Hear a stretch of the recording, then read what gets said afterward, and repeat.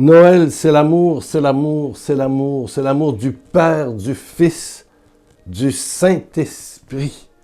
Pour toi, comme pour moi, comme pour tes enfants, ta famille, tes amis, pour l'univers entier. L'amour, l'amour, l'amour s'est fait chair par Marie.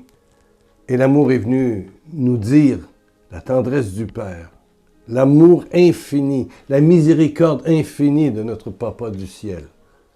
Quel merveilleux temps de l'Avent, se préparer à être le réceptacle, la crèche du Seigneur. Tu es, je suis, l'adresse de Dieu, la maison de Dieu.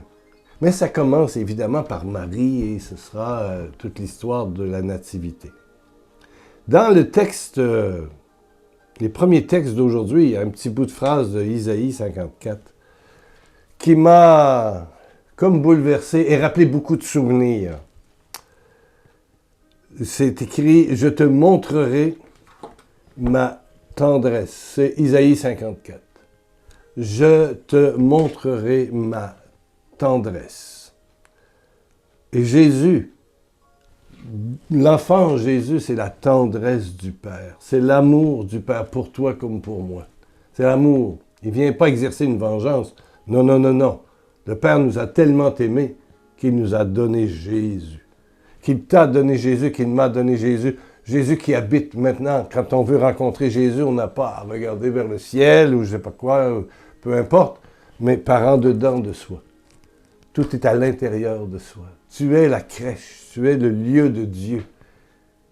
Ah, tu es le temple du Saint-Esprit. Mon Père et moi, nous habiterons chez toi. C'est magnifique. Mais je te montrerai ma tendresse. Que veut dire le mot tendresse? Ça veut dire affection, sensibilité. Ça veut dire bienveillance. Ça veut dire présence, écoute. Mot qui console. C'est quelque chose, la tendresse avec un grand T, là, pas la tendresse humaine qui a derrière un désir égoïste de te manipuler et de t'amener dans les désirs pervers d'une personne. Personne qui te fait des beaux compliments, qui te chuchote, qui te petite caresse. C'est pas ça, là. On parle de tendresse avec un T majuscule, comme amour avec un A majuscule, comme amitié avec un A majuscule. Voilà. Il n'y a pas de désir égoïste, de manipulation derrière la tendresse que Dieu exerce vers toi. Il n'y en a pas. Sur le blog, je te raconte cette fameuse soirée dans la dernière grosse bâtisse de Cité du Père à l'époque de l'œuvre, lorsque l'œuvre existait. Et un soir, après une soirée pénible, je te raconte que 8 personnes, enfin une vingtaine de personnes, à la fin de la réunion de prière, s'étaient mis devant un crucifix que les Sœurs de la Charité nous avaient donné. C'était un chef-d'œuvre, une œuvre d'art extraordinaire, un immense crucifix. Il devait avoir 2-3 mètres de haut, c'était très gros, très gros. Le corps de Jésus était grandeur nature, là, c'est facile, facile. Donc on l'avait mis sur le mur à côté du centre, c'était très, très gros. Et à la fin, une vingtaine de personnes de la salle qui était pleine s'étaient rendues au pied de la croix, s'étaient mis à genoux et avaient prié. La musique continuait. Les gens sortaient. Moi, je souhaitais bon retour, bonne semaine. Et il y avait ces 20 personnes-là que je voyais en avant, devant le crucifix, à genoux, par terre, sur le il n'y a pas de prie-dieu, là, c'était vraiment le sol, enfin, le plancher. Oh! Et à un moment donné, il y a un groupe de personnes qui viennent me voir en arrière et qui me demandent tous, les 8, il était 8, de me voir privément. Ils insistaient. Donc, j'ai arrêté de donner la main, de parler, d'échanger avec ceux qui avaient participé. Et je suis allé dans mon bureau. Et j'ai passé 5 minutes avec la première, la deuxième, la troisième. Et chacune des 8 personnes avait vu Jésus bouger. Ce Christ avait quelque chose de spécial. C'est Jésus en croix, plein de plaies, visage tuméfié, qui regardait.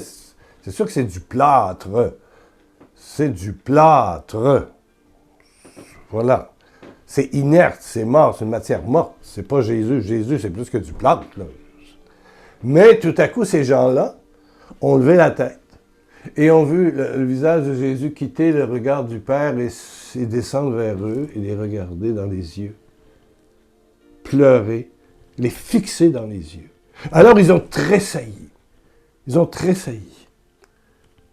La plupart ont eu peur de voir le visage qui est tout à coup, qui est cimenté, là, qui est cimenté dans le plâtre, qui est fixé dans le plâtre, ou devenir en forme humaine, un visage humain, et regarder vers eux, là, à genoux par terre, sur le sol, sur le plancher.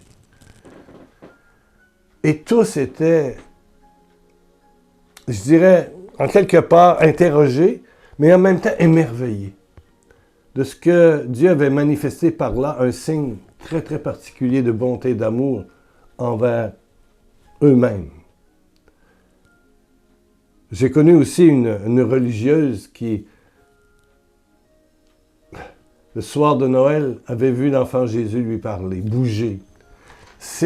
On a chez les catholiques, les cathos, les orthodoxes aussi, des crèches, où il y a une petite poupée, puis ça représente l'enfant Jésus, voilà. Et elle avait vu l'enfant Jésus la regarder et l'inviter à se saisir de lui pour l'offrir au monde. Elle ne l'a pas fait par respect, elle était jeune fille, 12-13 ans, mais toute sa vie, lorsqu'elle me l'a raconté, elle avait au moins 15 ans de vocation religieuse, toute sa vie, c'est cette invitation qui résonnait. Je te montrerai ma tendresse. Eh bien, toi, bon, ça c'est l'histoire des autres.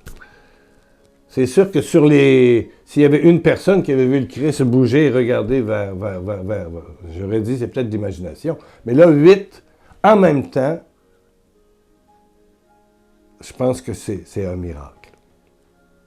Pour ces 8 personnes-là, les autres ne l'ont pas vu, mais ces 8 l'ont vu en même temps. Donc, il y a comme une concordance qui me laisse dire, ben oui, ça existe. Puis la religieuse, avec 15 ans d'apostolat extraordinaire. Cette sœur-là était d'une bonté et d'une... Elle a fondé un mouvement d'enfants merveilleux. Les brebis de Jésus, si je me rappelle bien. Elle est décédée maintenant. Oh! Mais tout s'est passé dans un moment où Jésus a démontré sa tendresse, où le Père a démontré sa tendresse. Voilà 2 formes, où il y a une statue, où, je sais pas, moi, il y a mon crucifix, il ne bouge pas, là, c'est un petit métal ordinaire et un bout de croix, là, ça ne bouge pas. Mais j'ai connu dans ma vie des moments extraordinaires où effectivement j'ai entendu Jésus. J'ai ressenti Jésus. La manifestation de Dieu, elle est concrète. Elle est palpable. Et on sait que ça vient de lui. Et je sais que tu as, toi, si tu regardes ta vie, eu des moments, que ce soit lors d'un repos dans l'esprit, d'une effusion de l'esprit, d'un baptême dans l'esprit, d'une fin de semaine, d'une soirée de louange, d'une Eucharistie, d'un moment d'adoration, peu importe. Je sais que tu as vécu au moins un moment comme ça. Mais je sais aussi, et là, je t'invite à recevoir plus. Et je te pose la question, en veux-tu? En veux-tu? En veux-tu ou tu as eu peur et tu as encore peur? C'est une grâce qui est pour chacun d'entre nous. Pour toi, comme pour moi. Le dernier que j'ai vécu, le dernier moment où j'ai senti l'étreinte amoureuse, c'est parce que je me suis réveillé la nuit et que je ne me rendormais pas et que je me suis assis dans mon salon. Je n'ai pas ouvert la TV, je me suis mis en prière et là, c'est comme si tout mon cœur se réchauffait. Il y avait une étreinte amoureuse. J'ai dit oui. Oui, j'y consens, Seigneur. Vas-y, mets-en, multiplie par 100. Moi, je suis preneur de ça. Et je voudrais t'inviter à être preneur de tendresse divine, céleste, par la puissance du Saint-Esprit. La puissance du Saint-Esprit. Quand les apôtres ont vu Jésus transfigurés, et puis tout ça. Ils sont tombés face contre terre. Ils ont vécu une espèce de repos de l'esprit. À la Pentecôte. Comme une langue de feu. Il n'y a pas eu un bec bunzen, un truc de feu avec du gaz. C'est une chaleur qui les a envahis. Mais cette chaleur-là, elle veut te toucher. Cette tendresse-là, elle veut s'exprimer par une sensation, par des mots, par une étreinte, par des fois un songe aussi. Oui, oui, oui, oui. Une paix qui t'envahit. Paix sur terre aux hommes qui l'aiment. La paix, c'est un sentiment qui se ressent, un sentiment de paix. Peut-être que tu as peur, mais quand ça va arriver, si tu dis oui, j'en veux, je vais t'inviter dans quelques secondes à prier avec moi pour dire oui, j'en veux, Seigneur. Oui, j'en veux. Mais j'ai peur. Il faut lui dire, j'ai peur, mais j'en veux. Je consens. J'ai le courage d'avoir peur. J'ai le courage d'avoir peur. Comme mon récent voyage à Paris, ce que je disais à mes amis, j'ai le courage d'avoir peur, que j'ai des problèmes avec mon infirmité, là, maintenant, avec mon âge, le fait que je voyage seul, la COVID, eh bien, je l'ai attrapé, et tout le reste. Mais j'ai le courage d'avoir peur. Mais à un moment donné, il faut avoir le courage de la tendresse et le courage d'avoir peut-être un peu peur. Parce que quand Dieu se manifeste, c'est fort. C'est bon, c'est bon, c'est bon, c'est bon. L'expression que j'ai envie de te dire, quand j'allais chercher à côté de la personne qui me recevait à Paris, à Créteil, il y a une boulangerie où il y a du pain chaud à côté. C'est 3 minutes de marche. Tu descends, puis tu es rendu, puis... je pense que c'est des Tunisiens là, qui sont là. Oh! Le pain est chaud, il est croustillant. Tu prends un morceau avant de... Tu croques là-dedans. C'est bon du pain chaud français. Et... ben, je te dirais que c'est croustillant, puis c'est chaud, la tendresse de Dieu, c'est meilleur que le pain baguette. OK? Bon. C'est meilleur que la dinde que tu vas manger à Noël, ou le ragoût, ou la tourtière, ou je sais pas quoi ici au Québec. Oui, oui, ou les fruits de mer en France. Oui, oui, oui. Ou la tchéké avec sauce graine et tout ça à Abidjan, et un bon foufou avec... du Ntoba au Congo, ou je sais pas quoi. Bon, des bonnes safou, des prunes au Cameroun. Voilà, c'est bon, c'est bon, c'est bon. Mais là, ça dépasse je dirais, les choses succulentes de cette terre qu'on va manger à Noël lors d'une réception ou du premier jour de l'année. C'est un festival de chaleur, de lumière, voilà. J'ai une amie qui, lorsque la tendresse de Dieu se manifeste, elle voit un arc-en-ciel. Un arc-en-ciel. Et pour elle, c'est vraiment... ne lui enlevez pas sa certitude. Elle le sait. Parce que ça marque des points de guérison, des points de consolation à travers sa vie. Et Dieu a ça pour chacun d'entre nous. Pour toi, comme pour moi. Mais il faut y consentir. Il faut dire, oui, Seigneur, je consens. Je consens à ta tendresse, à ta manifestation de tendresse. Que sera-t-elle? Je n'en sais rien. Mais si tu consens, sois certain d'une chose. Écoute-moi, là. Écoute. Ça va arriver. Évidemment, il faut prier, il faut se donner des temps de silence, il faut lire un petit peu la parole de Dieu, bien sûr. Ça fait partie d'une vie spirituelle. Mais ça ne restera pas sans effet. Et moi, j'ai le goût et le désir de demander à Dieu une belle grosse manifestation pour ce Noël 2022, oui. Et puis tout au long de l'année après, oui. Alors baisse ta tête, ferme tes yeux. Ensemble. Je vais faire une petite prière très, très, très doucement. Puis tu vas reprendre ça, mais très sincèrement. Je vais dire à Dieu, je consens. Et je t'invite à y penser, là. En veux-tu ou t'en veux pas?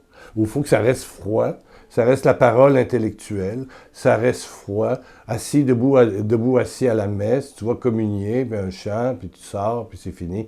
Ou tu veux quelque chose de personnel, d'intime à toi.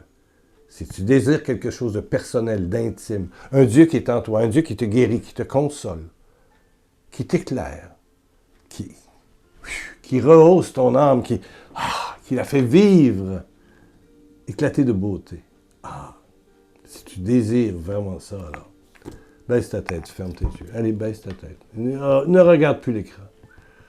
Oh Père, Papa, dis-le avec moi, Papa, Papa, Papa. Je consens. Je consens à recevoir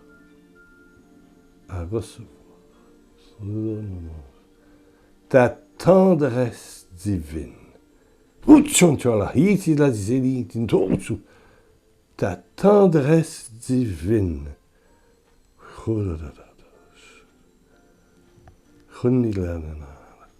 J'accepte sa manifestation dans ma vie. J'accepte sa manifestation dans ma vie. Garde tes yeux fermés. Père, je pose la main sur mon frère, ma sœur qui écoute, et je te dis, reçois, au nom de Jésus, je te le dis, le Saint-Esprit de Dieu. Sois baptisé dans le Saint-Esprit.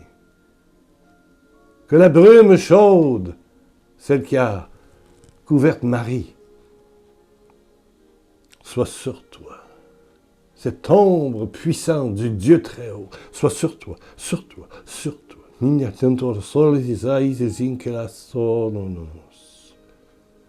Et reçois la guérison divine dans tous tes membres, dans chaque cellule de ton corps, dans ta famille, dans tes amis. Reçois, au nom de Jésus de Nazareth, l'onction du Père. Et que la gloire du Père soit manifestée sur toi. Oh, en Jésus, par Jésus, sois touché infiniment. Dans le creux de ton être. Alléluia. Ouh! Esprit de tristesse, dégage, de peur, dégage au nom de Jésus-Christ. Au nom de Jésus-Christ. Esprit d'angoisse, dégage au nom de Jésus-Christ. Esprit de trahison, de mensonge, de scandale, dégage au nom de Jésus-Christ. Le Fils de Dieu. Tout cela à la gloire de Dieu le Père. À la gloire de Dieu le Père. Amen. Amen. On se retrouve dimanche. Yes. Jésus t'envoie un gros bisou et il va te le faire sentir. Beaucoup d'amour. Beaucoup d'amour. Beaucoup.